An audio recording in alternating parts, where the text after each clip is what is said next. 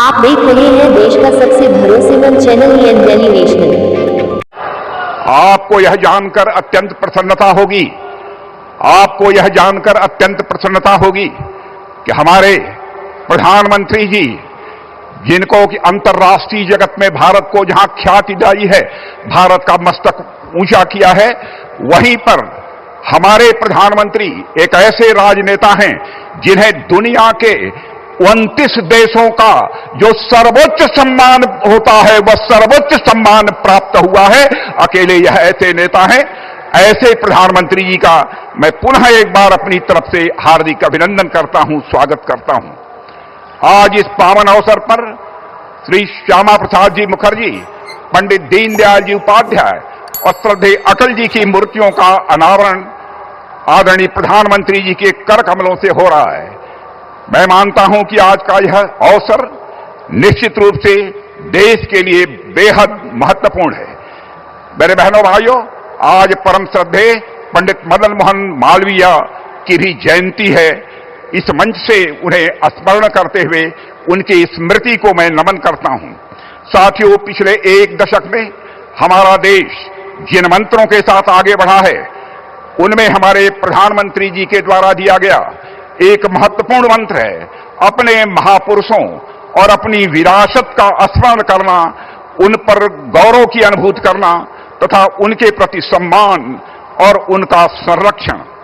इसी सोच से प्रभावित होकर इस प्रेरणा स्थल में भारत के 3 ऐसे महापुरुषों की भव्य प्रतिमाएं स्थापित की गई हैं जो प्रेरणा के मूर्त स्वरूप हैं और जिन्होंने आजाद भारत को सम्मान, स्वाभिमान और एक नई पहचान दिलाने का काम किया है। मैं उत्तर प्रदेश के मुख्यमंत्री श्री योगी आदित्यनाथ जी को हार्दिक बधाई देता हूं कि जिन्होंने इस प्रकार का एक शानदार राष्ट्र प्रेरणा स्थल उत्तर प्रदेश की राजधानी लखनऊ में स्थापित करने का काम किया है। इनमें से पहला नाम है डॉक्टर श्यामा प्रसाद जी मुखर्जी, जिन्होंने कि भारत की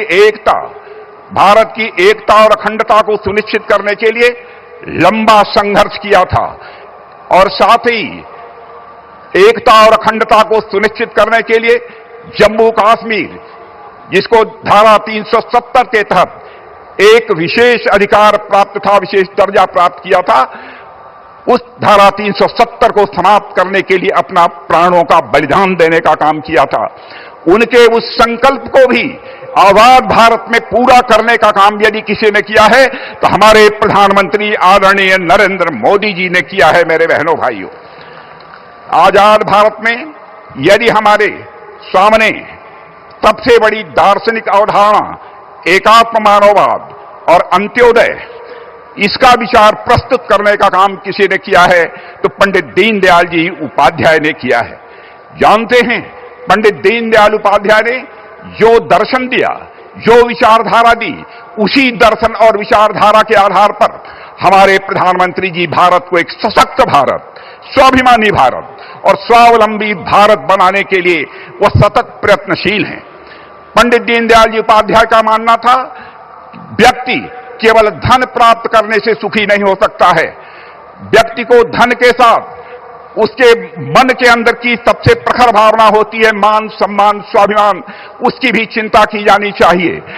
और तन, मन, बुद्धि, हर व्यक्ति शिक्षित होना चाहिए, हर व्यक्ति ज्ञानी होना चाहिए और साथ ही साथ आत्मा के सुख के लिए भी परमात्मा का भी वह स्मरण करे, परमात्मा के साथ अपना तादात्म्य स्थापित करे। यह पंडित दीनदयाल उपाध्याय की एक सोच थी। यानी हर तन के सुख के लिए धन धान चाहिए, मन के सुख के लिए मान, सम्मान, स्वाभिमान चाहिए, बुद्धि के सुख के लिए ज्ञान चाहिए और आत्मा के सुख के लिए भगवान चाहिए। यह पंडित दीनदयाल जी उपाध्याय के दर्शन का यह सार है। मेरे बहनों भाइयों, आज हमारे प्रधानमंत्री मोदी जी के नेतृत्व में जब एनडीए सरकार गरीब कल्याण के प्रति अपनी प्रतिबद्धता को पूरे देश के समक्ष अभिव्यक्त कर रही है तो उसके पीछे जो व्यक्ति हमारी प्रेरणा हैं वह हैं पंडित दीनदयाल जी उपाध्याय। आज उनकी भी यहां पर भव्य प्रतिमा लगाई गई है।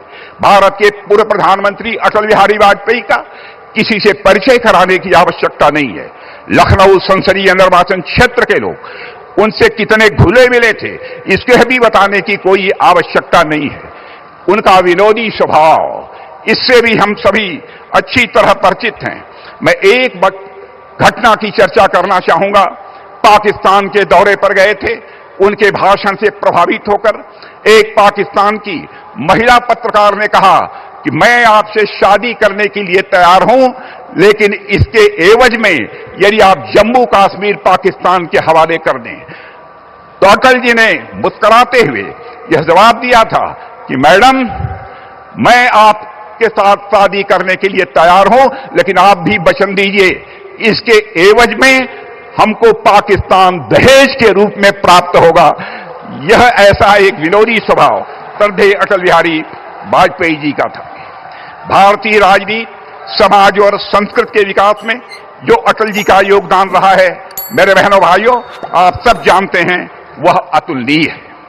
आज मोदी जी के नेतृत्व में भारत उसी राह पर विकास की नई बुलंदियों की तरफ तेजी से आगे बढ़ रहा है। आज आपको जानकर यह खुशी होगी, भारत में महंगाई की दर आजाद भारत के इतिहास में पहली बार 1% से नीचे गई है। मेरे बहनों भाइयों, इसके लिए प्रधानमंत्री जी का तालियां बजाकर अभिनंदन किया जाना चाहिए।